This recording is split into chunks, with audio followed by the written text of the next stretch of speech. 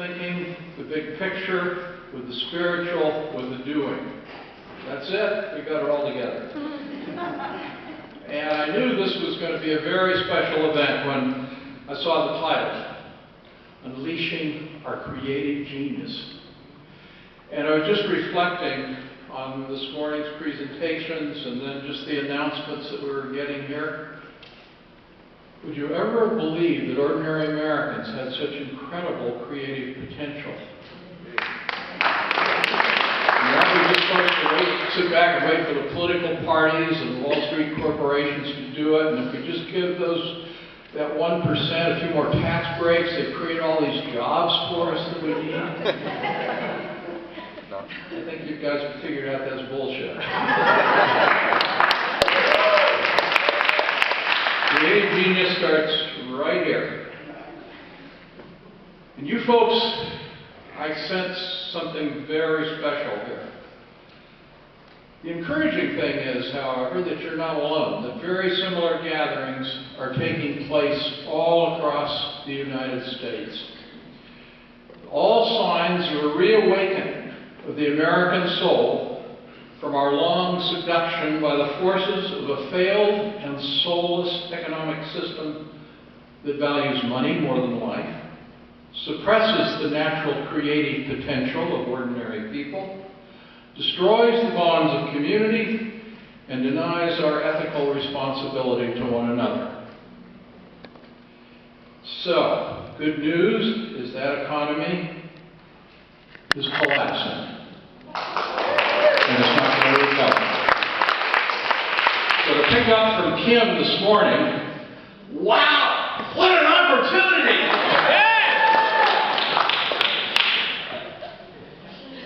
We're here to rediscover that we are in fact living beings on a living earth.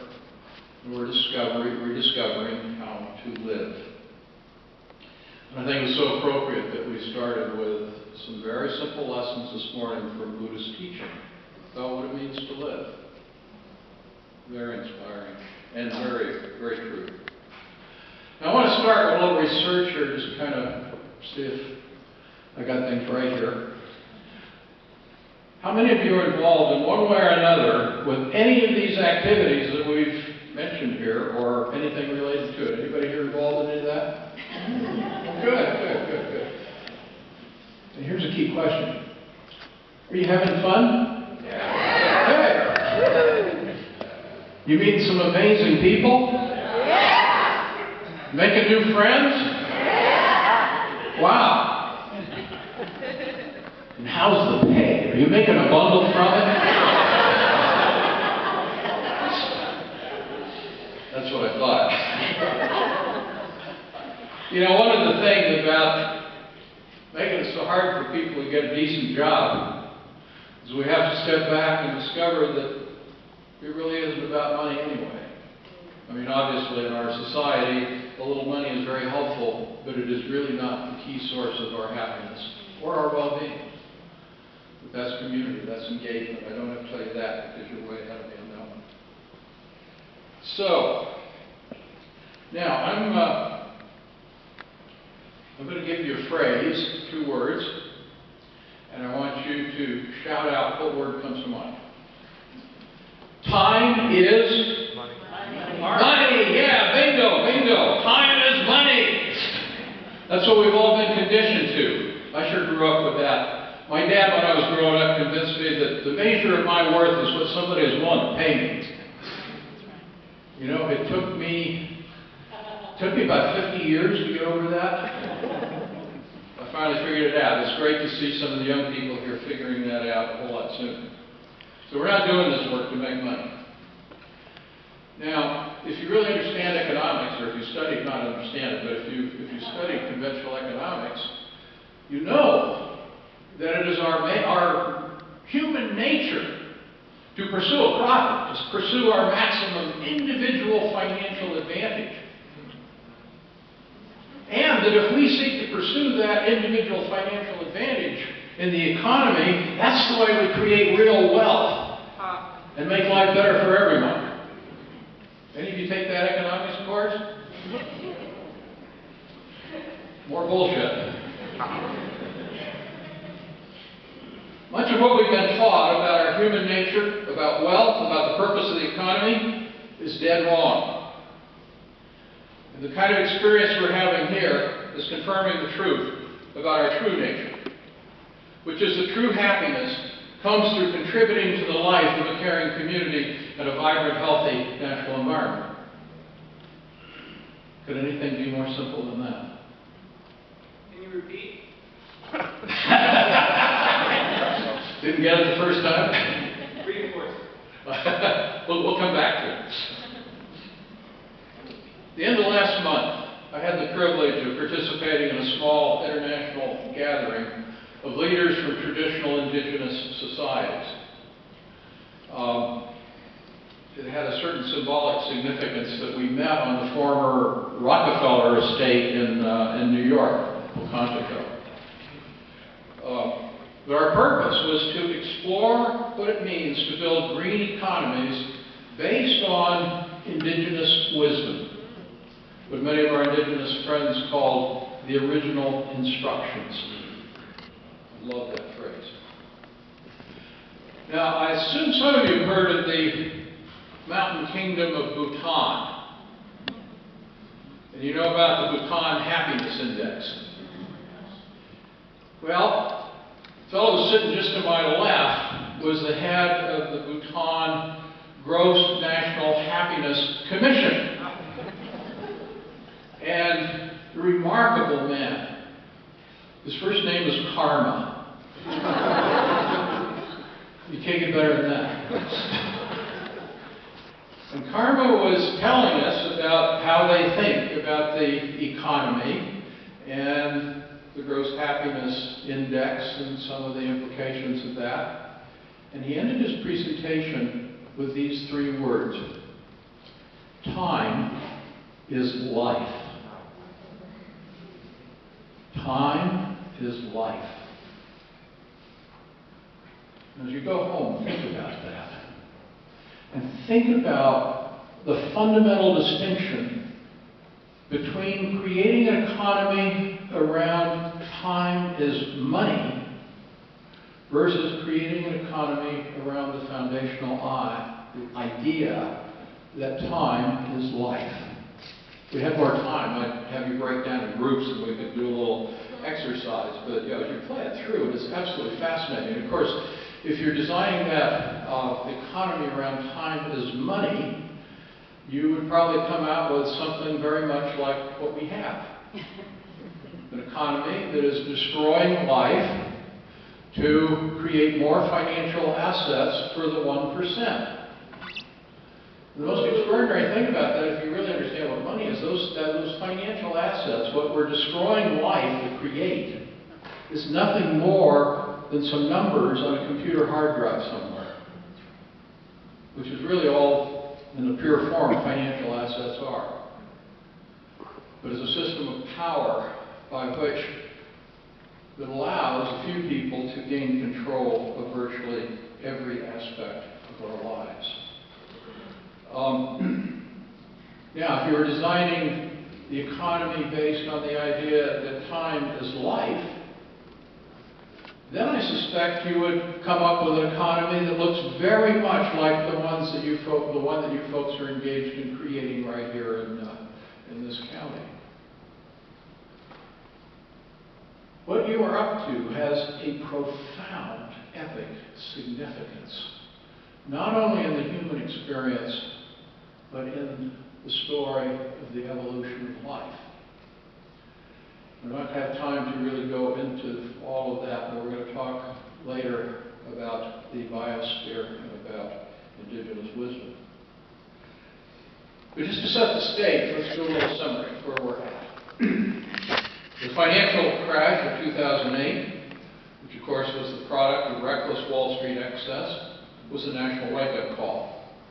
It stripped tens of millions of honest, hard-working, and talented Americans of their jobs, their homes, their retirement assets, and plunged them into poverty and despair. And of course, as bad as conditions are for white people, they're far worse for people of color, and of course for young people just entering the labor force already in debt bondage to Wall Street banks for their student loans and with no job prospects. What a terrific start. Ooh. When I was growing up in America, some of you may remember this, we were a middle-class nation. Now, folks of color will tell us, well, yeah, it was for you white folks, and we need to remember that. But at least for us white folks, we had a pretty good deal. Now we're beginning to experience what the other folks were experiencing. We're all in the same boat, which is a great source of bonding and solidarity for some really deep changes. It's interesting, you come out of school, Wall Street has actually reduced us all to a condition of debt slavery. It's very interesting to understand the dynamics. Poverty is now at a near 30-year high. The only social mobility is downward. Millions lack health insurance. Schools are failing. Prison populations are swelling. American workers put in more hours than workers in any other high-income country. Employment security is a thing of the past. And wages of working people are stagnant or declining. Critical environmental systems are collapsing, placing the very lives of our children at risk. That's the America we now live in. You look upstream to the cause, and they're all traces to a failed economic system designed to make money for the already rich rather than to provide us all with a meaningful and satisfying means of living. Now, if you look back over the history, Wall Street used free trade agreements to ship American jobs to foreign sweatshops so they could accumulate grand fortunes by pocketing the money that previously went to people who did the real work to create real wealth. Of course, they used automation, they used a whole bunch of things to get rid of as many jobs as possible, put us into a life and death competition with each other for a means of living. Then to make up for lost income, families were forced to borrow against the credit cards or mortgage their home equity at usurious interest rates payable to the Wall Street institutions that depressed the wages and destroyed the jobs. And of course, work for the bosses. The richest 1% of Americans now have a greater combined net worth than the entire bottom 90% of us. And that gap continues to grow. There's a recent study by two French economists. I don't know why it took the French to figure this out for us, but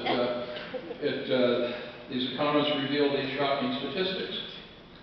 During the Clinton administration economic expansion, only 45% of the economic gains went to the top 1%. Then during the George W. Bush recovery, 65% went to the top 1%. And we're making real progress here because in 2010, the figure was 93%.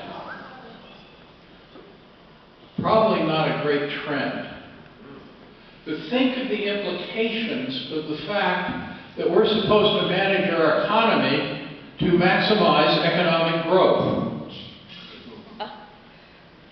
Gee, I wonder whose interest that serves. Obscene inequality is undermining the bonds of family and community and the sense of shared interest needed to support public investment in essential programs and infrastructure. And then there's nature.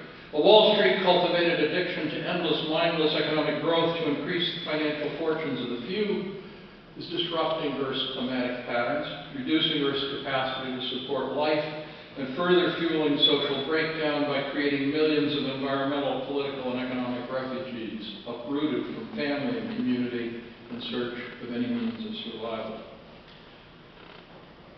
Well, pretty clear picture. These are all symptoms of a larger system failure of economic and political institutions dedicated to the proposition that time is money. And that making money for people who have money is the primary, if not the sole purpose of the economy. Now, fortunately, we're waking up. I think one of the extraordinary developments of our time is the Occupy movement, which is pointing the finger at the source of the problem and creating a space for the kinds of conversations that we're having here so that they can expand beyond our immediate groups to the nation as a whole. And I think with the activities that are coming bursting forth this spring, we're really going to be getting that conversation on the table. And it's going to be really clear that it is a very, very bad idea to yield control of our economic and political systems to Wall Street banks run by con artists who operate beyond the reach of public accountability and believe that their only moral responsibility to the rest of us is to make as much money for themselves as possible by whatever means. You know, and I'm not making that up. That is the underlying moral principle of what we teach in our economics courses, and it is the belief system under which these folks lead our economy. Okay,